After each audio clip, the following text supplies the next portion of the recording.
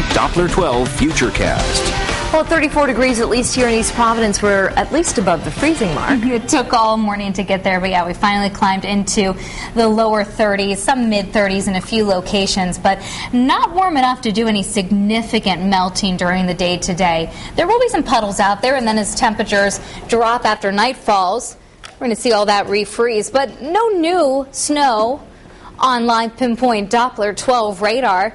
You wouldn't know it from taking a look outside, but winter officially only beginning in a half an hour from now. Winter solstice at 12:47 today Eastern Standard Time, marking the arrival of the winter season, at least the calendar version of it.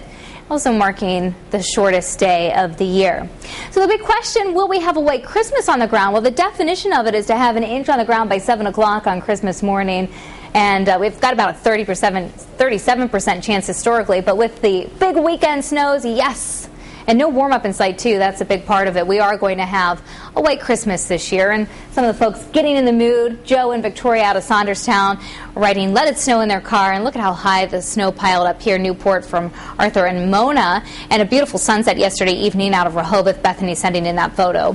We're still taking in pictures, whether at WPRI.com. You can also check out our new text and email alert system at our website, WPRI.com. There's also just a photo gallery on there that you can upload your storm photos onto. Live city cam pictures right now, quiet scene, a winter-like scene, 31 degrees the temperature.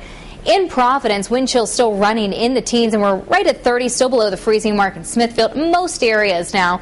Block Island's right at freezing at 32, Westerly at 33, and Worcester at 26.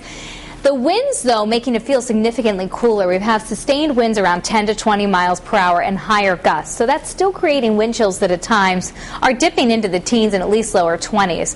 Worcester feels like 12 above, Providence 19, Newport at 19 too. Steve in Works is bright but windy and sunny at 32 at his house. The storm system from the weekend still in view here on our satellite and radar. You can see the counterclockwise flow in the clouds. That's the center of our low pressure continuing to work its way away.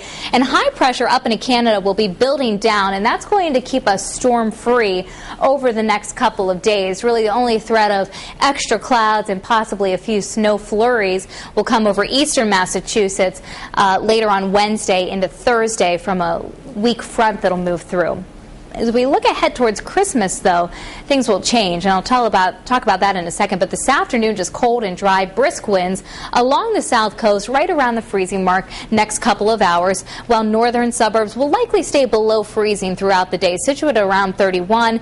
Still cold, bright, and dry, and again, those winds making for a chilly feel on Martha's Vineyard 32, Fall River close to 32 as well.